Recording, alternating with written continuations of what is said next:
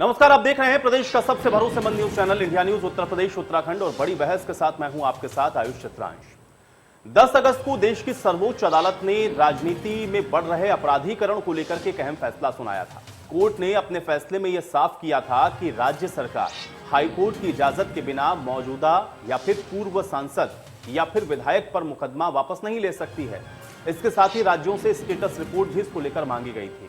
अब यूपी सरकार की तरफ से दी गई रिपोर्ट 24 अगस्त को सुप्रीम कोर्ट में पेश की गई और रिपोर्ट को अदालत की तरफ से नियुक्त एमाइकस क्यूरी विजय हंसारिया ने पेश किया है। इस रिपोर्ट में कई चौंकाने वाली बातें सामने आ गई हैं। दरअसल यूपी सरकार ने इसके अंदर यह बताया है कि साल 2013 के मुजफ्फरनगर दंगों से संबंधित 77 आपराधिक मामले वापस लिए गए। जिन धाराओं में ये केस दर्ज थे उसमें अधिकतम सजा आजीवन कारावास का प्रावधान है। अब ऐसे में ये जो केसेस वापस लिए गए इसको लेकर के सियासत हो रही है और आज इसी पर करेंगे हम आज की बड़ी बहस।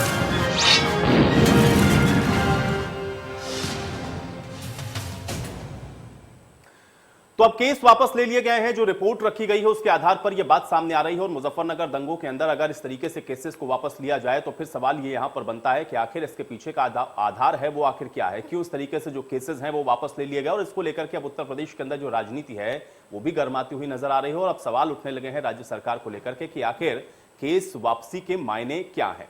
क्या रूठों को मनाने की कवायद के तौर पर केस वापसी को देखा जाए? चुनावों से पहले इसको आप कैसे देखेंगे? क्या चुनावों से पहले ये केस वापसी कहीं चुनावी स्टंट तो नहीं है? और केस वापसी के बाद चूंकि सियासत होनी बेहद लाजमी है तो वो सियासत भी आपको देखने को मिल रही है, क्योंकि ये केस जो कि रिपोर्ट के अंदर और रिपोर्ट के जरिए इस बात का खुलासा हो रहा है कि ये जो केसेस थे मुजफ्फरनगर दंगों से जुड़े हुए वो वापस लिए गए हैं। तो अब कुल मिलाकर के 2013 में मुजफ्फरनगर में जो दंगे हुए इसमें 510 मुकदमे थे। राज्य सरकार ने इसमें से 77 मुकदमों को वापस ले लिया है। 175 केस में चार्जशीट इसमें दाखिल की गई थी और 165 मुकदमों की क्लोजर रिपोर्ट भी लगाई गई हैं अदालत के अंदर। लेकिन अब 170 मुकदमों को जो कि निरस्त भी किया जा चुका है, 77 ऐसे हैं जिनको वापस ले लिया गया है। और इसी के बाद से अब सवाल ये उठ रहा है कि आखिर ये जो केस वापसी हुए हैं इसके पीछे का आधार क्या है? क्या ये एक सियासी स्टंट है? क्या रूठों के मनाने की कवायद के तौर पर है? और इसके रेप्लिकेशंस क्या होंगे उत्तर प्रदेश के विधानसभा चुनावों के साथ? अगर आप इसको जोड़ें तो फिर उत्तर प्रदेश के अंदर विधानसभा चुनाव को लेकर के जो राजनीतिक जमीन है वो सभी सियासी पार्टियां मजबूत करने में लगी हैं। और ऐसे में मुजफ्फरनगर में जो दंगे हुए उनमें अगर शामिल लोगों के केसेस को वापस लिया जा रहा हो तो सवाल यहां पर बनता है। और यह सवाल इसलिए भी उठ रहा है क्योंकि जिस तरह से रिपोर्ट के हवाले से बात सामने आई है कि 77 मुकदमों को राज्य सरकार ने उनमें से वापस ले लिया है। अब ये मुकदमे जो वापस लिए गए हैं इसके पीछे का आधार क्या है? क्योंकि सुप्रीम कोर्ट ने भी इस बात को कहा था कि नेता या फिर राजनीति से जुड़े हुए शख्सियत अगर इस तरह से किसी गतिविधि में संलिप्त हैं तो बिना किसी ठोस आधार के उन केसेस को राज्य सरकार वापस नहीं ले सकती है। लेकिन अगर अब ये केसेस वापस हुए हैं तो सवाल यहां से यही है कि आखिर इसके सियासी मायने क्या है? उसका क्या सियासी फायदा उठाने की कोशिश हो रही है दंगों पर? क्या सियासी मरहम लगाने की कहीं कोशिश है? अब ये केस वापसी है, इसके पीछे के जो आधार बताए जा रहे हैं क्या वाकई में ये केस वापसी या फिर एक सियासी स्टंट के तौर पर इसको देखा जाए? मुजफ्फरनगर के कथित दंगाइयों के जो केस भारतीय जनता पार्टी की सरकार वापस कर रही है वो गैर संवैधानिक भी है और सामाजिक रूप से कठोर निंदनीय है। इसका संज्ञान माननीय हाई कोर्ट को लेना चाहिए और हाई कोर्ट और सुप्रीम कोर्ट के फैसलों के आलोक में इस पर पुनर्विचार किया जाना चाहिए और जल्द से जल्द दोषियों को कठोर सजा मिलनी चाहिए।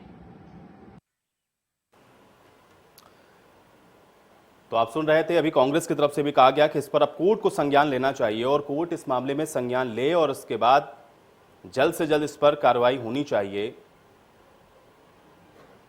तो कुल मिलाकर के जो रिपोर्ट लगाई गई उसके बाद अब ये सवाल उठने लाजमी थे और वो सवाल उठ रहे हैं और उत्तर प्रदेश के अंदर अब सियासी पार्टियां भी इसको लेकर के सवाल खड़े कर रही हैं कि आखिर जो केस वापसी है उसका आधार क्या है और कैसे ये जो केसेस हैं वो वापस ले लिए गए।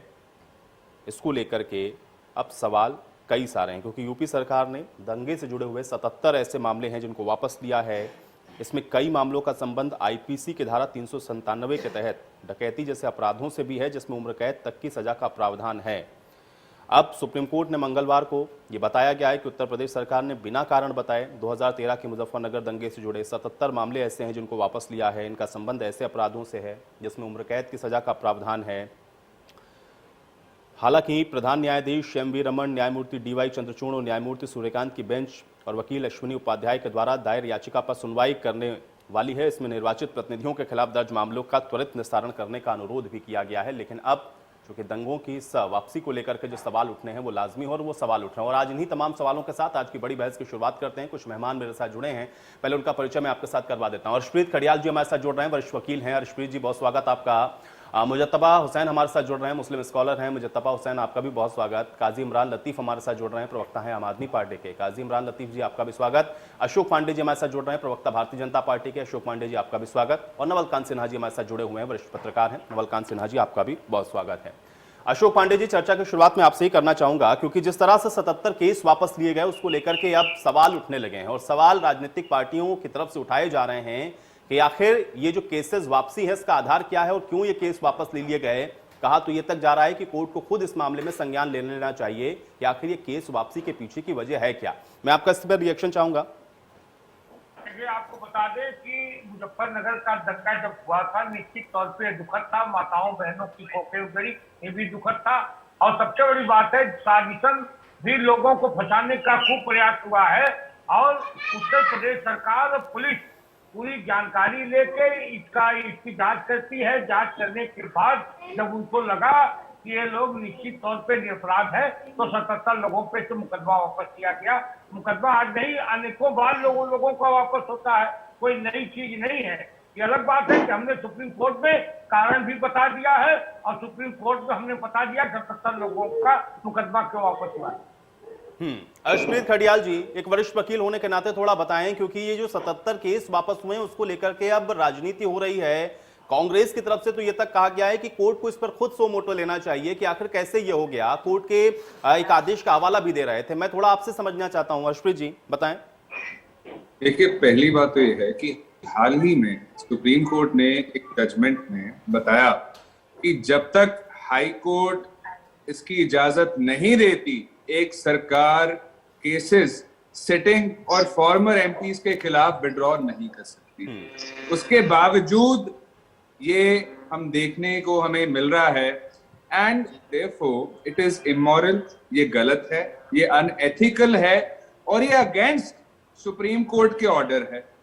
देखिए, यूपी में जो total number of cases file हुए थे वो थे 510। 175 में तो चार्जशीट फाइल होगी, 165 में फाइनल रिपोर्ट्स वहां पे दे दी गई, लेकिन 170 केसेस जो थे वो एक्सपंज्ड हैं।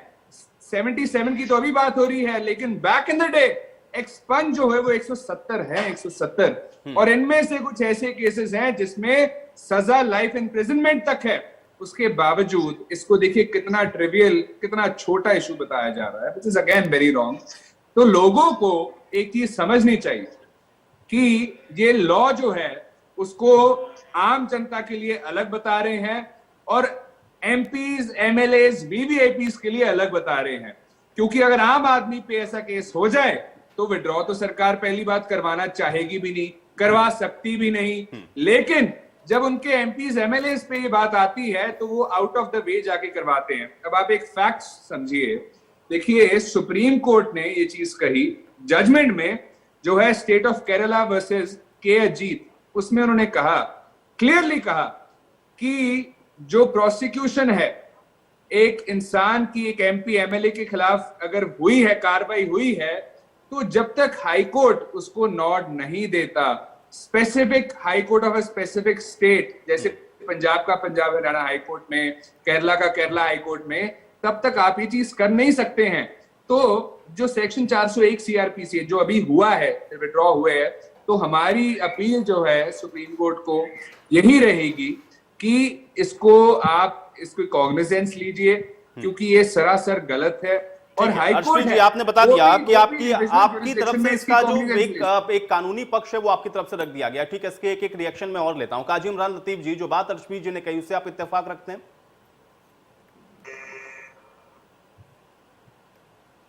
देखिए, बिल्कुल सही बात है। ये पूरी तरीके से दरअसल ये जो पूरा मामला सामने आया है, इसके पीछे उत्तर प्रदेश के विधानसभा चुनाव हैं।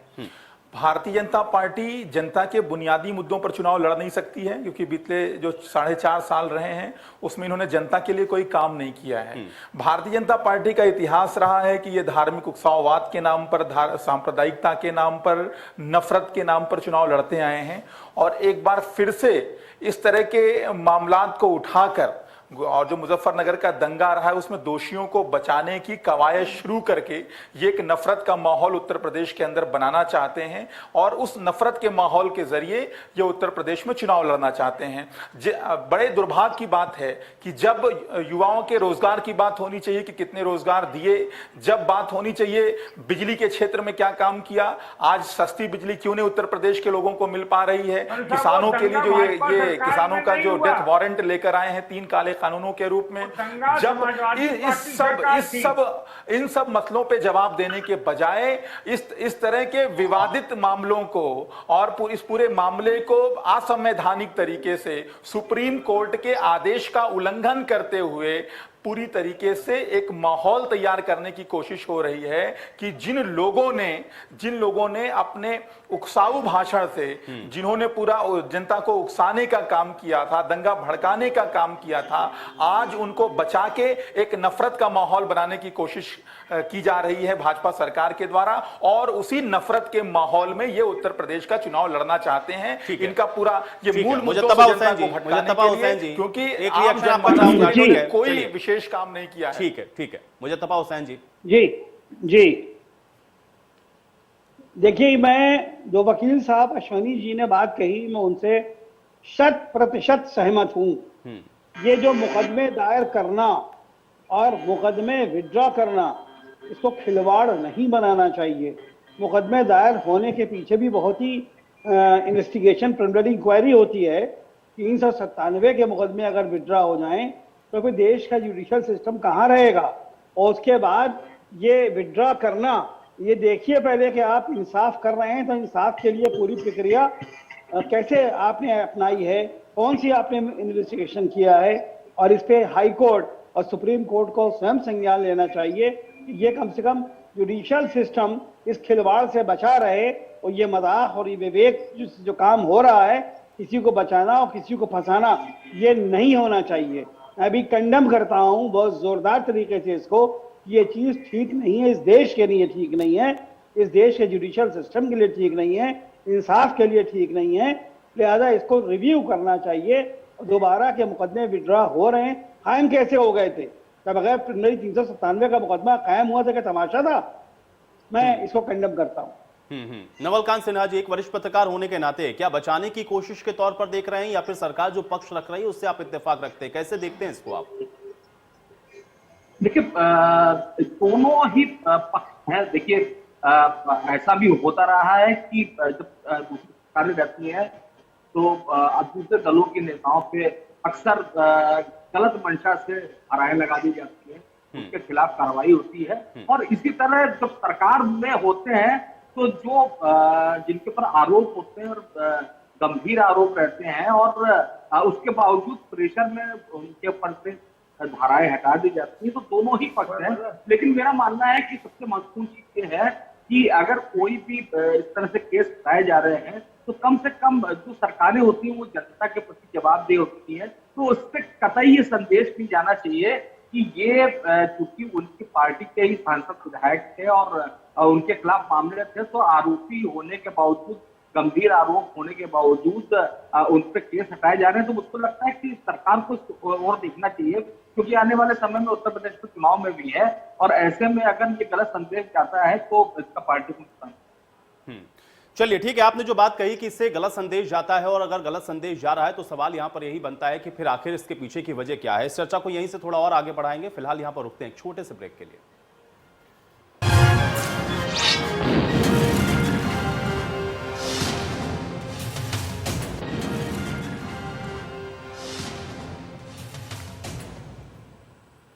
तो ब्रेक के बाद आपका सभी का फिर से बहुत स्वागत है। बड़ी बहस में आज हम लोग चर्चा कर रहे हैं साल 2013 के मुजफ्फरनगर दंगों की, जिसमें 77 केस को राज्य सरकार के द्वारा वापस ले लिया गया है, जबकि सुप्रीम कोर्ट का ये फैसला कहता है कि इन तमाम माननीयों के खिलाफ बिना कोर्ट को जानकारी दिए इस तरीके के फैसले को आप वापस ले नहीं सकते। लेकिन अगर ये फैसले वापस या ये मुकदमे वापस लिए गए हैं और ये फैसला अगर लिया गया है तो यहां पर यह सवाल उठना लाजमी है कि आखिर इसके पीछे की वजह क्या है और क्यों इस तरीके से इन केसेस को वापस लिया गया। इसी पर लगातार चर्चा जारी। एक बार फिर से चर्चा में वापस लौटते हैं और चर्चा को और आगे बढ़ाते हुए सबसे पहले अशोक जी, एक चीज और जानना चाहूंगा, क्योंकि अगर कोर्ट ये कहता है कि इस तरीके के जो माननीय हैं उनके ऊपर अगर इस तरीके का मुकदमा है तो बिना जानकारी के उसको वापस नहीं ले सकते हैं, कैसे किया गया ये, इसका भी स्पष्टीकरण तो फिर आप लोगों को देना पड़ेगा सरकार की तरफ से। और जो सवाल यहां पर चर्चा में अभी उठे, मैं चाह रहा हूं उसका भी जवाब दें।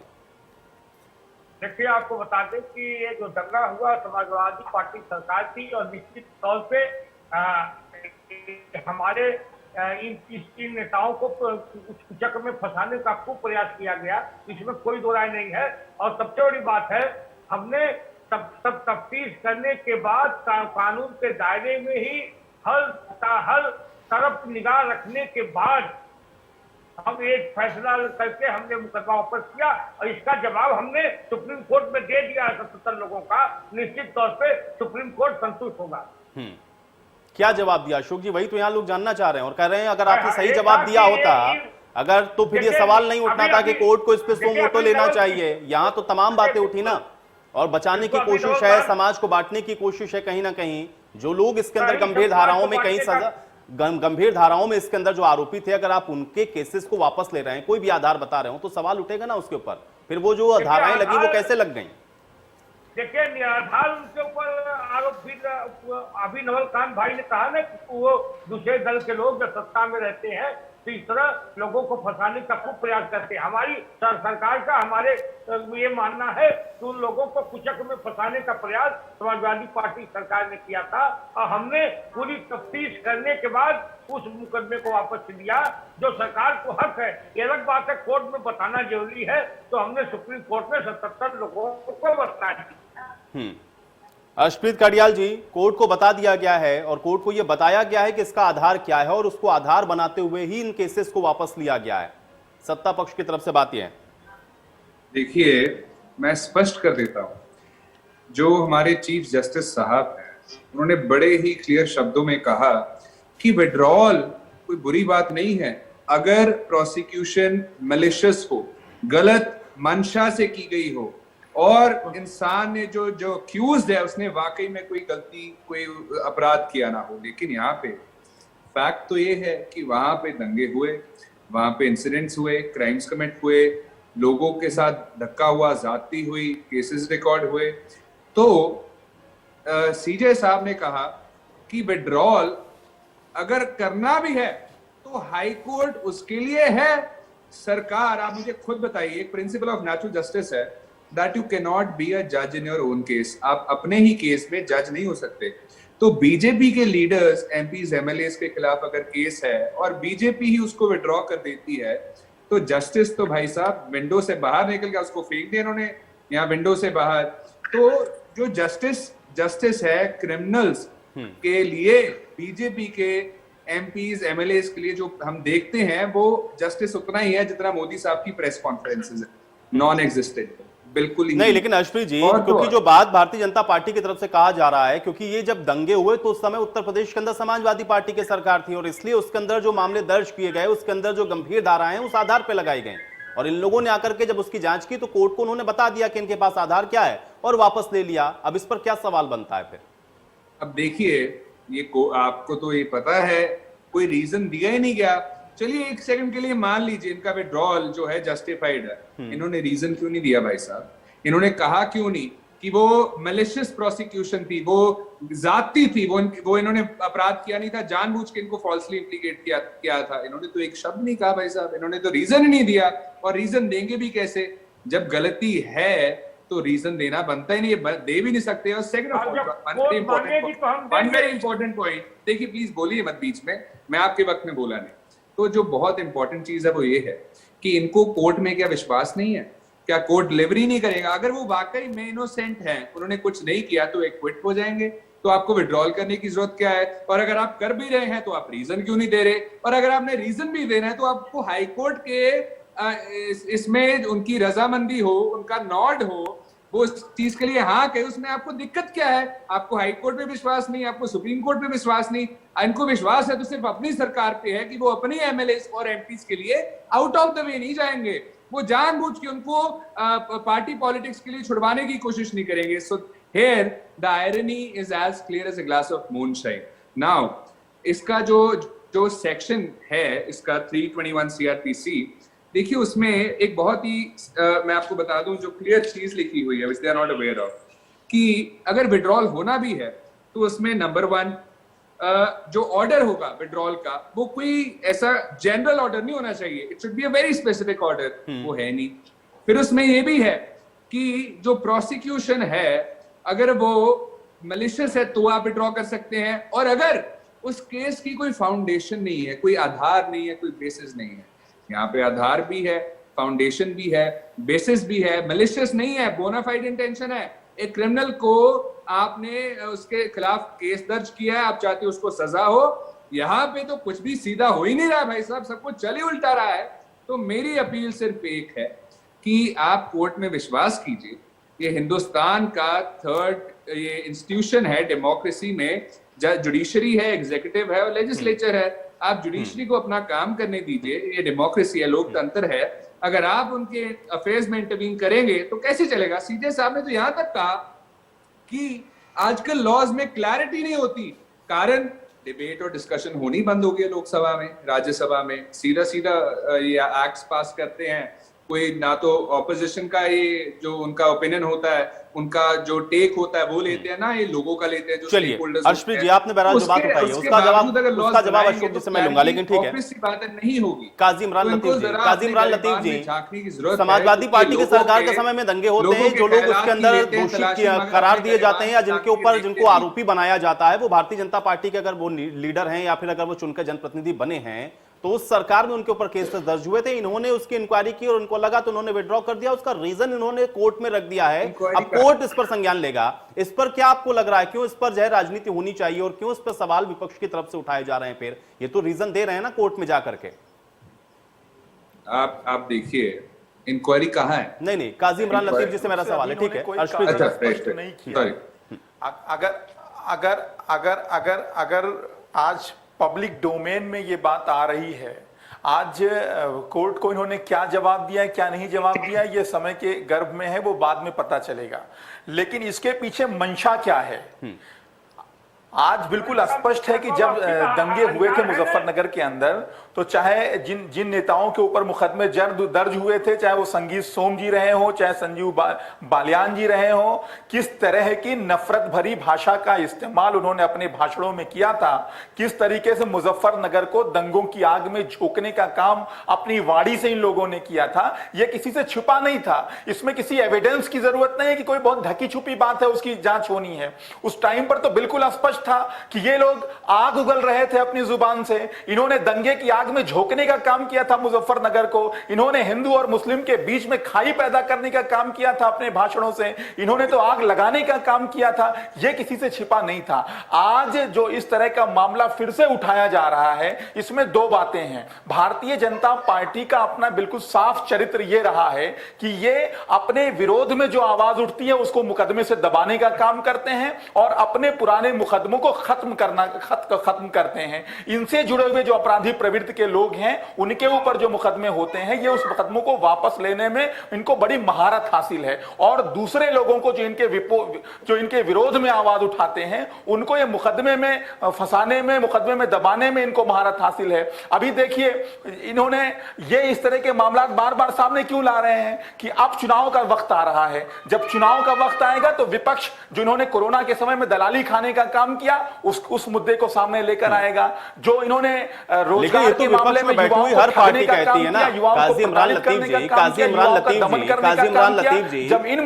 इमरान लतीफ जी, देखिए यही तो सबसे बड़ी दिक्कत है ना। अब आप लोग या फिर आप आम आदमी पार्टी के प्रवक्ता, मैं आपसे ये पूछता हूं, संजय सिंह को लेकर के जब इन लोगों ने तमाम कार्रवाई की, उनके खिलाफ मुकदमे किए, तो आपने कहा कि लोग गलत तरीके से रिपोर्ट कर रहे हैं। अब ये बात यहां पर क्यों ना कहें भारतीय जनता पार्टी के प्रवक्ता कि उस समय समाजवादी पार्टी की सरकार थी, गलत मुकदमे दर्ज किए गए? आप लोग भी तो यही कहते हैं ना, जो सत्ता में है वो गलत तरीके से मुकदमों को दर्ज कर लेती है, जानबूझ करके उसका इस्तेमाल करते हैं। आप भी तो यही आरोप लगाते हैं ना। क्या कह रहा हूं तो वही बात वो भी कह रहे हैं यहाँ पर कि भाई वो गलत मुकदमे थे, इन लोगों ने जांच की, जो रिपोर्ट रखनी है वो कोर्ट में रख दी उन्होंने जाकर के, और कोर्ट उस पर संज्ञान लेगा, कोर्ट उसमें देखेगा कि सही है या गलत है, बाकी आगे का निर्णय और फैसला सुनाएगा।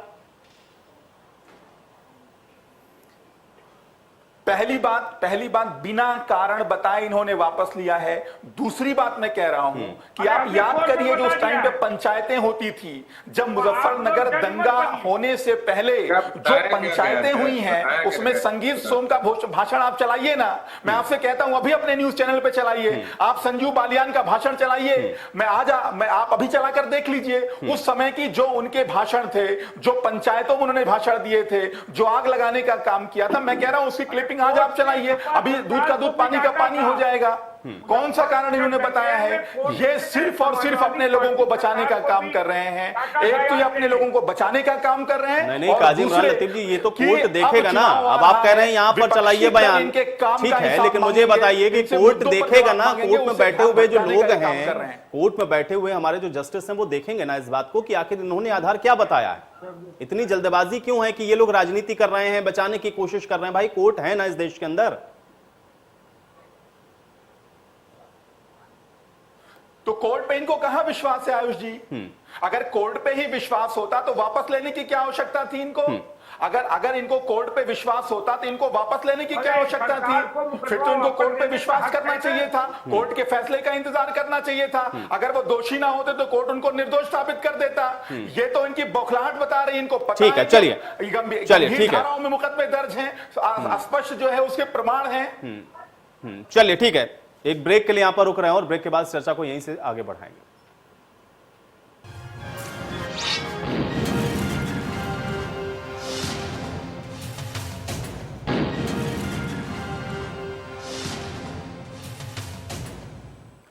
तो आज बड़ी बहस में चर्चा मुजफ्फरनगर में 2013 में हुए दंगे और उसमें शामिल रहे उन तमाम बड़े नेताओं की जिनके ऊपर से केसेस वापस लिए गए। 77 से ज्यादा ऐसे मामले हैं जिनको वापस ले लिया गया और उसके बाद उत्तर प्रदेश के अंदर जो राजनीति है वो इस विषय को लेकर गरमाई हुई है कि आखिर बिना कोर्ट को बताए, बिना कोर्ट को संज्ञान में लिए आखिर ये मामले वापस कैसे ले लिए गए, और इसको लेकर के जो सवाल हैं वो विपक्षी पार्टियों के द्वारा पूछे जा रहे हैं। इसी पर चर्चा लगातार जारी। चर्चा में फिर से आगे बढ़ते हैं। नवलकांत सिन्हा जी, क्या ये जो बात यहां पर कही जा रही है कि हमने कोर्ट के अंदर बता दिया, हमारा जो आधार है वो हमने कोर्ट के सामने रख दिया, कोर्ट निर्णय क्या लेता है इसका हम लोग इंतजार कर लें, या इसका दूसरा पक्ष भी आपको नजर आता है? जो बात यहां पर अभी चर्चा के अंदर उठी कि अगर कोर्ट पर इतना ही भरोसा है तो इंतजार कर लेते, अगर ये आरोपी नहीं है, ये दोषी नहीं है तो फिर वहां से भी बरी हो जाते, ये जल्दबाजी क्यों है?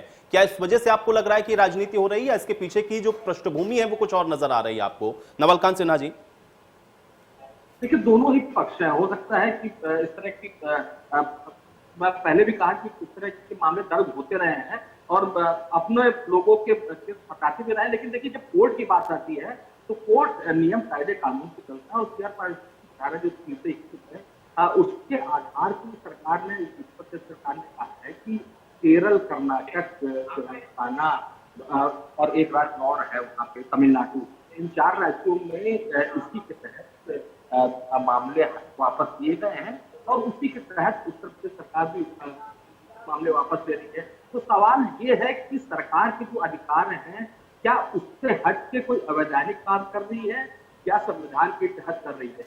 ये तो रहा कोर्ट का पक्ष। दूसरा पक्ष ये है कि ये हकीकत में मामला क्या है, ये सपा ने जानबूझ के केस दर्ज किए थे इनके खिलाफ क्योंकि विपक्ष में थे और दूसरे पक्ष की सरकार थी, या फिर ये जो वर्तमान सरकार है वो अपने लोगों को उनके जो गुनाह हैं उनसे बचाने की कोशिश कर रही है? तो जाहिर सी बात की ये राजनीति हो रही है और ये राजनीति खिंचेगी भी उत्तर प्रदेश के चुनाव होने तक। तो मुझको लगता है कि जो दलील कोर्ट में, लेकिन नवलकांत सिन्हा जी, क्या उत्तर प्रदेश के अंदर चुनाव है इसलिए इसको लेकर के लग रहा है कि ये जो बातें हैं या फिर ये जो सवाल हैं बहुत ज्यादा हैं? क्योंकि अन्य राज्यों का भी जिनका जिक्र आपने किया, जिसमें चाहे कर्नाटक हो, 62 केसेस वहां पर हैं जो इस तरह से वापस लिए गए, तमिलनाडु में 4, तेलंगाना में 14 और केरल में 36।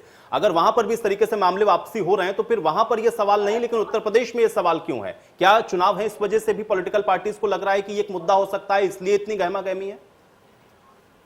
देखिए इतना संवेदनशील मामला और जो वोट बैंक की राजनीति है, जो सेक्युलर वोटों की राजनीति करते हैं, खासतौर से अल्पसंख्यकों को राजनीति करते हैं, तो क्या ये केस आज उठता, चाहे सरकार बनने के अगले दिन ही उठ जाता?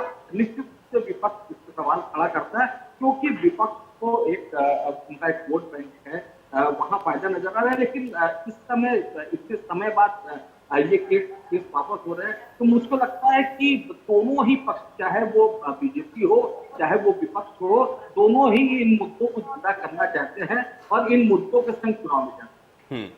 मुजत्तबा हुसैन जी, क्योंकि इन्होंने अपना आधार कोर्ट में रख दिया है, लेकिन आपको ऐसा क्यों लग रहा है कि इसका जो पॉलिटिकल माइलेज है वो लेने की कोशिश कहीं पॉलिटिकल पार्टी के द्वारा की जा रही है? ऐसा क्यों है? मुझे बहुत शर्म आ रही है कहते हुए कि देश की जिस तरह सारी संस्थाओं को बेचा जा रहा है, खिलवाड़ किया जा रहा है, उसी तरीके से जुडिशियल सिस्टम को भी समझकर कि ये हाथ का खिलौना है, खिलवाड़ किया जा रहा है। देखिए, देश को बचानी चाहिए। मुकदमा वापस लेने का हक है, अनेक हक है, सरकारों ने लिया है। हक है, मगर पांडे जी, अभी आपने कहा कि हम कोर्ट को जब पूछेगी तो बताएंगे, रीजन नहीं बताया।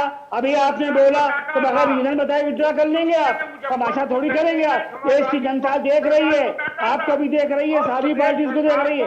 जो गलत करेगा नुकसान उठाएगा। देश खिलवाड़, देश की जनता से खिलवाड़ मत कीजिए। नहीं बनेंगे, जज ही करेंगे। आप यहाँ बैठ के जज की भूमिका न लें। देश के साथ खिलवाड़ मत कीजिए, खुदा के वास्ते समझिए, ये देश बहुत बड़ा है। देश की जनता का इंटरेस्ट बात कीजिए। मजाक बनाए हुए जुडिशियल सिस्टम को, आप हर चीज का मजाक बनाए हुए, बर्बाद कर देंगे देश को। कोर्ट ने फैसला दिया तो आप जज को गाली देने लगे आप लोग? नहीं, ऐसी कोई बात नहीं है। जैसे लोग गाली देने लगे। चुन के आप मुकदमे दायर करके विड्रॉ करेंगे, ये करेंगे। देखो बात हुई, अरे जुडिशरी को, सुप्रीम कोर्ट को तो बचा रहने दीजिए। राम मंदिर के राम जन्मभूमि का फैसला आएगा तो जिंदा करेंगे, कानून जिंदा करेंगे। दो मत बनाइए, मत बन जाइए कानून। ठीक है अशोक जी, मुजत्तबा हुसैन जी को सुन लेते हैं भाई। ठीक है, चलिए, ठीक है। राम मंदिर बन रहा है, अरे सुनिए, राम मंदिर, आप क्या परेशानी है? वहां जाइए, वहां सेवा कीजिए। राम मंदिर तो बन रहा है, अब कौन मुखालफत कर रहा है उसकी? आप लोग अरे छोड़िए, और ये बिल्कुल गलत बात कर रहे हैं आप। बन गया, फैसला हो गया, यहाँ से हो गया, वहां से हो गया, वो बात खत्म हो गई। उसकी चिंगारी न भड़काइए। अब आप लोग कामी चिंगारी भड़काना है। मुनव्वर राणा जैसे लोग जज को बहुत जितनी भद्दी गाली जज को दिया, उन्होंने दुनिया में कोई नहीं दिया होगा। देखिए, ये मुल्क भाईचारे से चलेगा अशोक पांडे जी। भाईचारा बनाए, ये नफरत की दीवारें गिरा दीजिए, नफरत की बाजार बंद कर दीजिए, मुल्क को बचाइए, भाईचारा बचाइए। प्रदेश सरकारों को ये हक है मुकदमा। अरे ठीक है, लेकिन अशोक पांडे जी मुझे बताइए कि एक मुनव्वर राणा अगर कुछ कह देते हैं किसी जज को, तो उसको लेकर के क्या सवाल है? वो तो मुनव्वर राणा ने कह दिया, अब उससे सवाल, उससे जुड़ा हुआ मुजद्दबा हुसैन से क्यों है? मुनव्वर राणा उसके लिए खुद जिम्मेदार हैं, उनकी सोच जिम्मेदार है अगर वो जज को लेकर के इस तरीके की बात को कहते हैं।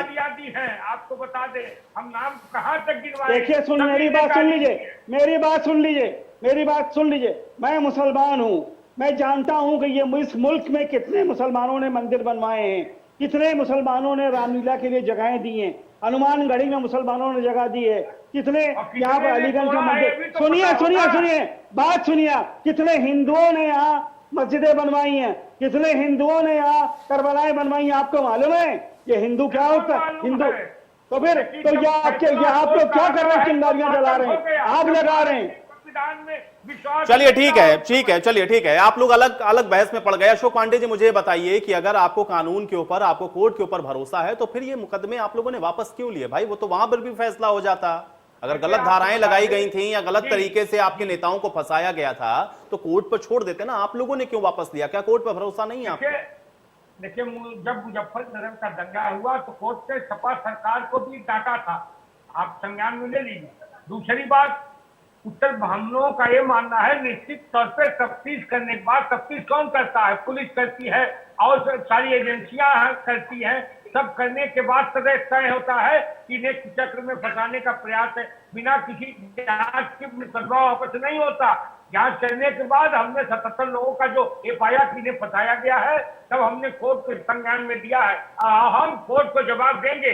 दुर्भाग्य है यहाँ बैठे कई लोग बिना वजह जज बन जा रहे हैं, ये दुर्भाग्यजनक। ठीक है, अशप्रीत खडियाल जी।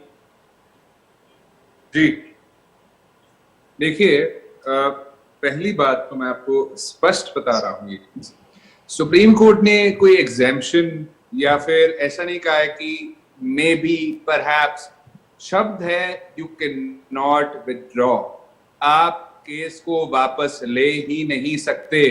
तो सरकार की हिमाकत कैसे हुई कि उन्होंने ये चीज कर दी सुप्रीम कोर्ट के ऑर्डर, उसकी जजमेंट के बावजूद। दूसरी बात, सुप्रीम कोर्ट ने यहां तक कहा था जो जजेस इन केसेस को सुनते हैं स्पेशल कोर्ट्स में, सीबीआई कोर्ट्स में, उनकी बदली भी नहीं होगी until the final order of the supreme court. जब तक सुप्रीम कोर्ट की नहीं कहेगा जजेस की भी बदली नहीं होगी। बिकॉज होता क्या था, जजेस ट्रांसफर हो जाते थे। अगर एक जज ऑनेस्ट है, सही काम कर रहा है, तो उसको जज को ट्रांसफर कर दिया जाता था। बैक इन द डे ऐसे प्रेसिडेंट्स आए हैं। तो सुप्रीम कोर्ट ने कहा कि ट्रांसफर भी सुप्रीम कोर्ट ही करेगी, और that was to make sure कि इनको जवाबदेह बनाया जाए, अकाउंटेबिलिटी इंश्योर हो, ट्रांसपेरेंसी बनी रहे, आंसरेबिलिटी हो, जवाबदेही बीजेपी को देनी पड़े या कोई और पार्टी हो, एवरीबॉडी वुड हैव टू। अब जो मैं कहता हूं इस प्रोसेस को, ये जस्टिस डिलीवरी को और ये जो विड्रॉल है, इस दिक्कत को कैसे हम इसको दूर करें। नंबर वन, जो वैकेंसीज पूरे देश में है उनको जल्द से जल्द फिल कर देना चाहिए ताकि स्पीड बढ़ जाए। दूसरी बात, जो हमारे स्पेशल कोर्ट्स हैं वो ज्यादा हो, टाइम बाउंड मैनर में एक एमपी एमएलए का केस चले, और अगर एक सीरियस ऑफेंस एक सिटिंग एमपी एमएलए के खिलाफ हुआ है, सीरियस माने कॉग्निजेबल, जिसमें लाइफ इम्प्रिजनमेंट है, तो उसको देन एंड देयर वहीं पे रिजाइन कर देना चाहिए जब तक उसका केस डिस्पोज ऑफ नहीं होता। अगर एक एमपी एमएलए के खिलाफ केस पेंडिंग है जो सीरियस ऑफेंस है, तो उसको टिकट नहीं मिलनी चाहिए, उसको इलेक्शन कंटेस्ट नहीं करने देना चाहिए। और अगर आप फिर भी कहते कि वो तो करेंगे, बिल्कुल, तो आखिर में अगर आपको ये जस्टिस अच्छा नहीं लगता, आपको सफाई अच्छी नहीं लगती, आपको अच्छे लोग पॉलिटिक्स में नहीं चाहिए, तो लास्ट में आप ये चीज जरूर कर सकते हैं कि 2 दिन पहले वोटों से आप इस चीज को, इसका ऐलान करें, अनाउंस करें। और सुप्रीम कोर्ट ने भी कहा था जब नॉमिनेशन पेपर्स भरते हैं तब ऐलान हो, जब वोट से 2 दिन पहले लोगों को पता लगे, via radio, via TV, via newspaper, सब जगह पता होना चाहिए कि किसके लिए हम वोट डालेंगे, किसके खिलाफ डालेंगे, ताकि लोगों में अवेयरनेस आए। आजकल तो लोगों को पता ही नहीं होता है कि ये बंदा कंटेस्ट कर रहा है और इसका पास्ट क्या है, इसके खिलाफ क्रिमिनल एंटीसीडेंट्स है। तो ये चीज सुप्रीम कोर्ट ने कही है, उसके बावजूद ये बिल्कुल उल्टा रास्ता पकड़ रहे हैं। और देखिए, सबसे जरूरी बात जो है वो ये है कि पार्लियामेंट में 40% के करीब लोग हैं जिनके खिलाफ क्रिमिनल केसेस पेंडिंग है। 40%, आप लगाइए हिसाब। और यूपी में मुझे बोलने दीजिए, वरना ये ना हो कि मैं आपके टाइम में आपको बोलने ना दूं। साहब देखिए, मैं जवान हूँ, मैं बोल ज्यादा सकता हूँ, ऊंचा सकता हूँ, लेकिन मैं बोलूंगा नहीं। मैं आपके टाइम में बोल सकता था, ऊंचा बोल सकता था, ज्यादा बोल सकता था, जवान हूँ, लेकिन आई वोंट डू दैट। तो प्लीज मैं आपको रिक्वेस्ट करता हूँ, प्लीज मत कीजिए।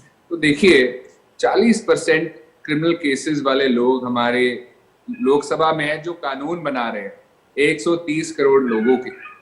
और ऐसा नहीं है कि लेजिस्लेटिव असेंबलीज में नहीं है। यूपी की लेजिस्लेटिव असेंबली में जो बीजेपी के एमएलए ने कंटेस्ट किया, जिनको टिकट मिली, एडीआर की रिपोर्ट है। एडीआर की रिपोर्ट है जो कहती है 30% से ज्यादा के खिलाफ क्रिमिनल केसेस पेंडिंग है। अब आप समझिए कि ये टिकट क्रिमिनल को एक इंसान जिसके क्रिमिनल केसेस एंटीसीडेंट्स है उसको क्यों मिलती है? विनेबिलिटी। इनको होता है कि चाहे इंसान जैसा भी हो, क्रिमिनल हो, डाकू हो, गुंडा हो, अगर वो जीत सकता है सीट तो उसको टिकट दे दो, बिकॉज हमें तो बहुमत चाहिए, हमें तो सरकार बनानी है, which is a very wrong। नहीं ठीक है, ये सारी पार्टियां उसके लिए जिम्मेदार है ना, ये तो सफाई सारी पार्टियों को खुद ही करनी पड़ेगी। ठीक है, कोई पार्टी ये नहीं कह सकती, कोई पार्टी ये नहीं कह सकती। अशोक पांडे जी, अशोक पांडे जी बोलना पड़ेगा साहब, अशोक पांडे जी साहब, मेरे को मजबूरन आपके टाइम में बोलना पड़ेगा, प्लीज मत। तो मैं ये कह रहा हूँ, अब देखिए, आप बताइए इसमें क्या गलत चीज है कोई? अगर क्रिमिनल्स हमारे पॉलिटिकल सिस्टम में, हमारे जो कानून है हमारे कानून है वो अच्छे कैसे बनेंगे अगर लोग उनको बनाने वाले अच्छे होंगे, ठीक है, चलिए, नहीं ठीक है, तो यहाँ पे मेरिट ठीक है, ये तो मोरालिटी की बात हो गई ना, लेकिन वो मोरालिटी आ गया ना, यही तो सबसे बड़ी बात है ना। अशोक पांडे जी, एक तो अभी यहाँ पे काजी इमरान लतीफ जी ने कहा कि आप ये कह रहे हैं कि आप लोगों ने जब उसकी जांच करवाई तो यह पता चला कि भाई वो गलत तरीके से उनके खिलाफ मुकदमे दर्ज किए गए थे और इसलिए आप लोगों ने जांच करके वापस ले लिया, आपने जो आधार है वो कोर्ट को बता दिया। लेकिन उन्होंने कहा सोशल मीडिया पर आप देख लीजिए इतने सारे स्टेटमेंट पड़े हुए हैं, उन्होंने तो नेताओं के नाम भी लिए, संजीव बालियान का भी नाम लिया, सुरेश राणा का भी नाम लिया, कैसे वापस ले लिया आप लोगों ने? आधार बताया क्या? थोड़ा इसका भी जवाब दीजिएगा, बाकी अर्शप्रीत जी की बात का भी जवाब। देखिए, आपको बता दें कि मैं दो जवाब देना चाहता हूँ। एक तो ये इसी तरह का हल्ला मचा था जब बाबरी मस्जिद वाले विध्वंस हुए, लोगों ने हल्ला मचाया था। आप कारण बताइए क्या दिया है विड्रॉल के लिए? आप कारण बताइए विड्रॉल के लिए क्या दिया गया है? जांच कराया, आप कारण बताइए। अरे अशोक जी शर्म कीजिए, आप लोग राम मंदिर के कारण क्या दिया विड्रॉल? जिन लोगों ने राम मंदिर के लिए जमीन खरीदने में घोटाला कर डाला, अरे जिन्होंने कुंभ में सबसे बड़ा घोटाला कर डाला, जिन्होंने राम मंदिर की जमीन में घोटाला कर डाला, अरे जो राम के नाम पर लूट मचाकर जो लोग रखे हैं, अरे आप लोग किस मुंह से राम की बात कर रहे हैं? वो तो मर्यादा पुरुषोत्तम भगवान राम थे, आपने उनके नाम पर जमीन खरीद में घोटाला कर डाला है, आपने कुंभ के पावन मेले में घोटाला कर डाला है। आप लोग सिर्फ राम के नाम का इस्तेमाल लूट करने के लिए कर रहे हैं, भ्रष्टाचार करने के लिए कर रहे हैं। आप लोग किस मुंह से भगवान राम का नाम लेते हैं? आप लोग किस मुंह से ये कहते हैं कि आप लोग भगवान राम के मानने वाले लोग हैं? आपने तो उनके नाम नहीं ठीक है, भगवान राम का नाम तो कोई भी ले सकता है। काजी इमरान लतीफ जी, वो भगवान राम का नाम लेने के लिए सबको आजादी भाई। भगवान राम ने ये कभी नहीं कहा कि आपने बुरे काम किए तो हमारा नाम ना ले भाई। ठीक है, चलिए, नाम कोई भी ले सकता है, वो तो भगवान पर छोड़िए ना, वो फैसला करेंगे। अशोक पंडित जी जवाब दे पहले, अर्शप्रीत जी ने जो बात कही उसका जवाब मैं चाह रहा हूं। रीजन बताइए। रीजन यही है कि समाजवादी पार्टी की सरकार ने हमारे जनप्रतिनिधियों को जानबूझकर फंसाने का खूब प्रयास किया है। हमने जांच करके तो हमने 77 लोगों को वापस किया है। सरकारों को मुकदमा वापस लेने का हक है। कोर्ट में क्या कहा है? कोर्ट में क्या बोला आपने? कोर्ट में क्या रीजन दिया वो पूछ रहे हैं। कोर्ट में हमने यही दिया है कि इनको कुचक्र के रूप में फंसाया गया है। और अभी आपने कहा ना कितने एमपी एमएलए के ऊपर आपराधिक धाराएं हैं। राजनीति की अपराध की अलग अलग धाराएं नहीं होती, वही साबित की जान है। जब अपराध राजनीति में लोग धरना प्रदर्शन करते हैं, जो मुकदमा दर्ज होता है वो भी अपराधी धाराओं में दर्ज होता है। इसको भी अलग अलग विवेचना करनी पड़ेगी। जो आप तत्काल बता दिए कितने एमएलए एमपी, हर पार्टी के एमएलए एमपी धरना प्रदर्शन में जेल जाते हैं तो उनके ऊपर मुकदमा लगता है। हम लोगों के ऊपर भी राजनीतिक मुकदमा है, लेकिन क्योंकि उसकी अलग धाराएं नहीं है, इसकी भी विवेचना जरूर होनी चाहिए। कोर्ट में जो रीजन आपसे पूछा गया कि क्या है, और जो कोर्ट कह रहा है कि रीजन सरकार ने दिया नहीं, क्या कोर्ट झूठ बोल रहा है, आप झूठ बोल रहे हैं? ये बता दीजिए कि अगर आप रीजन जो बता रहे हैं कि सपा पावर में थी, सपा पावर में चलो एक सेकंड के लिए मान लो थी, तो आपने खुद कहा साहब आपने खुद कहा कि पुलिस जो है वो तफ्तीश करती है। ठीक है, पुलिस वाले का कोई तो ईमान होगा। ये तो नहीं है कि सारे के सारे केसेस उसने गलत इम्प्लीकेट किए होंगे। सच कोई तो ईमानदार पुलिस वाला भी होगा, कोई तो ऐसा इंसान होगा जिसको चाहा होगा, जिसने कि एक क्रिमिनल को, एक गुंडे को सलाखों के पीछे डाला जाए। और आपको अगर कोर्ट में, आपको जुडिशरी में आपको विश्वास है तो आपको विड्रॉ करने की क्या जरूरत है? आप एक बात बताइए, एक सेकंड के लिए मुझे बताइए, जितने केस मतलब अभी अगर आपकी सरकार है यूपी में, एक सवाल है उत्तर प्रदेश में, एक सेकंड ये व्यूअर्स के लिए है, प्रदेश में अगर आप यूपी में अभी बीजेपी की सरकार है तो क्या जितने केसेस रजिस्टर हो रहे हैं क्या सारे गलत हैं? क्या सारे मैलिशियस इंटेंशन के साथ किए गए हैं? क्या सभी में फॉल्स इम्प्लीकेशन है, जानबूझ के फंसाया जा रहा है जहां पे जुर्म बनता नहीं है? क्या आप ये कहना चाह रहे हैं कि सरकार सिर्फ गलत केसेस रजिस्टर करती है? क्या ये दंगे हुए नहीं? क्या लोग मरे नहीं? क्या वहां पे दंगे नहीं हुए? क्या वहां पे लोग नहीं मरे? आप कह रहे हैं वहां पे डकैतियां नहीं हुई, लोगों की जान नहीं गई? आप कह रहे हैं लोग वहां पे सफर किए। चलिए नवल कांत सिन्हा जी, मुझे ये बताएं कि अगर ये केसेस वापस ले भी रहे हैं तो इससे इनका क्या लाभ होने वाला है? इसका क्या फायदा मिल जाएगा चुनावों में? इनके जो लोग हैं वो उनके खिलाफ जी प्लीज गो अहेड। उन्हें पूछा सवाल आपने? जी नवल कांत जी से मेरा सवाल है। जी देखिए ये जो कानून बना है कि सरकार को जो हक है केस वापस देने का या अब तक जो रहा है, उसकी वजह ये रही कि तमाम केस होते हैं और तमाम फर्जी केस होते हैं। आप देख रहे हैं कि कोर्ट अगर जल्दी जल्दी निर्णय दे देता तो इस तरह की समस्याएं नहीं फंसती। लेकिन समस्या ये होती है कि जितनी संख्या में हमारे या न्यायपालिका व्यवस्था होती है उतनी व्यवस्था नहीं है, केस ज्यादा होते हैं, ऐसे में उन पर भी दबाव होता है, केस के फैसले भी नहीं आते। इसी वजह से मेरे ख्याल से ये रहा होगा। और ये जो मामला है निश्चित रूप से ये पॉलिटिकल मामला है और ऐसा मामला है कि जिसमें पक्ष विपक्ष दोनों को अपना फायदा नजर आ रहा है। तो इसकी चर्चा आप करें हम करें, ये चर्चा होती ही रहेगी कि ये केस क्यों वापस किए गए, क्योंकि अब उत्तर प्रदेश में चुनाव होने वाले हैं तो जाहिर सी बात इसकी चर्चा होगी। कोर्ट में अगर सरकार गई है तो वहां पे कोर्ट के सामने सरकार ने निश्चित रूप से अपने तर्क रखे होंगे और ये फैसला तो कोर्ट का ही फाइनल माना जाएगा। तो मुझको लगता है कि उसी को या कानून में खामियां हैं उसको लेकर के सरकार की कोशिशें रही होंगी अगर विपक्ष की बात माने तो। लेकिन यहाँ पे जो भी फैसला होना अंततः कोर्ट का ही माना जाएगा। तो ये हम लोग को कोर्ट पे छोड़ना चाहिए। चलिए ठीक है नवल कांत जी, आपकी इसी बात के साथ आज की ये बड़ी बहस में यहीं समाप्त करूंगा। बहुत शुक्रिया आप सभी का, आप लोगों ने समय निकाला, चर्चा का हिस्सा बने। हालांकि नवल कांत जी ने जो बात कही वो बहुत महत्वपूर्ण है कि इसके लिए हमको कोर्ट के ही फैसले का इंतजार करना होगा। लेकिन अब आप ये भी बात अपने जहन में रखें कि उत्तर प्रदेश के अंदर चुनाव है और इसलिए चुनाव के साथ भी हर बात जुड़ती है और अगर ये केसेस वापस लिए गए हैं तो उसके चुनावी और सियासी मायने भी अब तलाशे जा रहे हैं, जो कि आपको आगे भी आने वाले समय में देखने को मिलेंगे। आज बड़ी बहस में मेरे साथ फिलहाल इतना ही।